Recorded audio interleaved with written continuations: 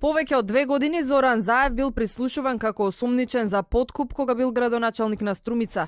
Тајните разговори денеска беа пуштени во судница без присуство на медиумите. Заев, кој е единствен обвинет во случајот, вели дека по посебните истражни мерки немало докази за мито.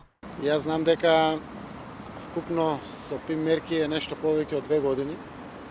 А знам истовремено, знам дека истовремено можат согласно закон, ако се работи дури и за тероризам или за грозување на уставниот дел на државата, стабилноста, суверенитетот, да биде најмногу до година и 3 месеци. Но секако тоа оставам на правосудните инстанции да одлучуваат во делот на следењето. Тоа што го знам, оти ги немам и броено сите разговори кои што беа во посет на СДСМ, знам дека се работи за разговори преку 10.000. Дел се со ПИМ мерки, дел се без ПИМ мерки, така да еден дел од таа работа за точниот број може да дадат веројатно одговор од специјалното јавно обвинителство. Адвокатите на Заев бараат и сведокот Иван Николов и доказите кои беа прочитани да бидат изземени, бидејќи неговиот сограѓанин како агент-провокатор бил инструиран да бара подкуп. За ова барање судот дополнително ќе се изјасни.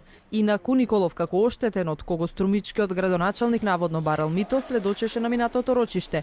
Беше дециден дека Заев прво му барал по 3, а потоа по 2 евра од квадрат плюс, едно за него и едно за црквата, надвор од сумата за земјиштето кое сакал да го откупи.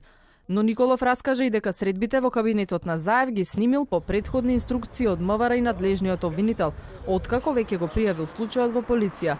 Судскиот процес за наводниот подкуп од 160.000 евра се ближи кон крајот, после 2 години откако почна и го обележаа бројни одложувања.